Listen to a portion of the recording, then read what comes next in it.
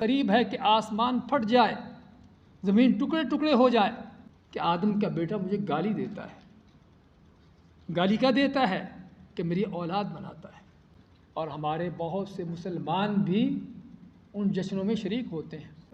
مشرکین اللہ کی بیٹیاں بنا دیں، عقل کے اندھے اپنے ہاں بیٹی پیدا ہونا گوارا نہیں ہوتی ان کو۔ اپنے ہاں ان کے بیٹی پیدا ہو جائے تو ان کے چہرے بگڑ جاتے ہیں، اور اللہ کی بیٹیاں بنا دی انہوں نے۔ عجیب تمہاری تقسیم ہے۔ تو مشرکین نے اللہ کی بیٹیاں بنا دی تھی، تو اللہ نے ان سبھی کا رد کرتے ہوئے فرمایا لم یلد، اللہ نے کسی کو نہیں جنم دیا، اللہ نے کسی کو جنا نہیں۔ اللہ کی اولاد بنانا بھائیو اللہ کے ہاں اتنی بڑی گالی ہے کہ جس کا آپ تصور نہیں کر سکتے۔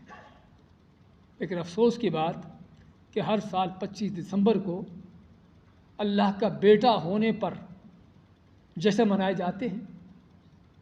وہ کرسمس ڈے جو ہے اسی چیز کا نام ہے نا، اللہ کا بیٹا ہونے پر۔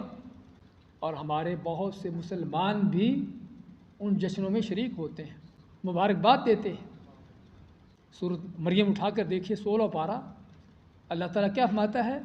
وقالوا اتخذ الرحمن ولدا، اور ان کافر و عیسائیوں نے کہا کہ اللہ نے بیٹا بنا لیا۔ لقد جئتم شیئا ادا، اللہ فرماتا ہے کہ تم نے بہت بڑی بات کر دی۔ کیسی کتنی بڑی بات ہے؟ تکاد السماوات یتفطرن منہ وتنشق الارض وتخر الجبال ہدا، کہ تمہاری اس بات سے قریب ہے کہ آسمان پھٹ جائے، زمین ٹکڑے ٹکڑے ہو جائے، اور پہاڑ ریزہ ریزہ ہو کر گر پڑے۔ کس لیے؟ ان دعوا للرحمن ولدا، کہ انہوں نے اللہ کا بیٹا بنا دیا۔ شاید آپ کو تعجب ہو کہ اللہ کا بیٹا بنانے میں اتنی بڑی چیز کیا ہے۔ تھوڑا سا میرے ساتھ تصور کریے کہ کتنی گھنونی بات ہے، تاکہ ہم اس کرسمس ڈے کے حوالے سے بھی جانیں کہ کتنا بڑا کفر ہے یہ۔ اللہ کا بیٹا بنانے کا معنی کیا ہے؟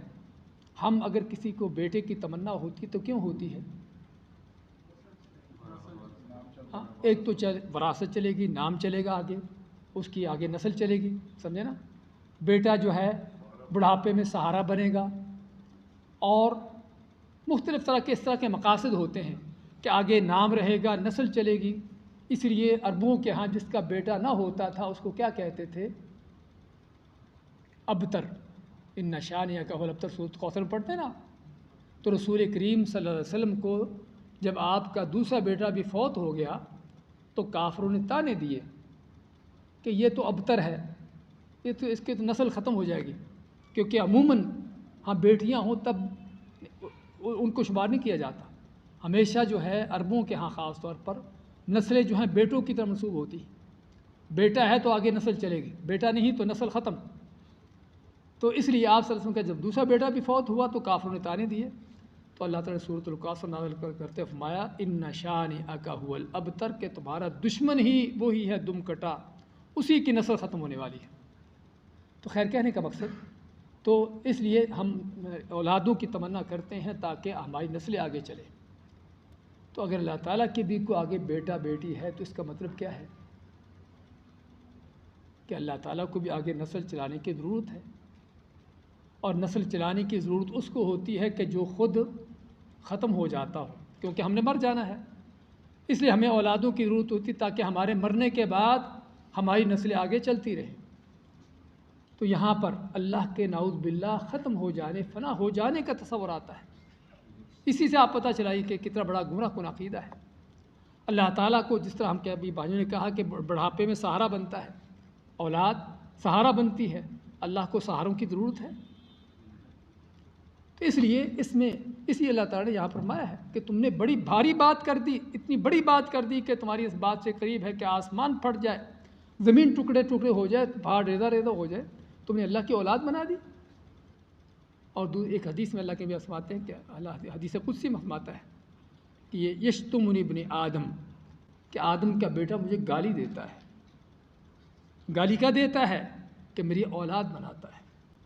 اس لیے بھائیوں یہ معمولی سی بات نہیں ہے، یہ کرسمس ڈے اس طرح کی چیزیں بہت بڑا کفر ہے۔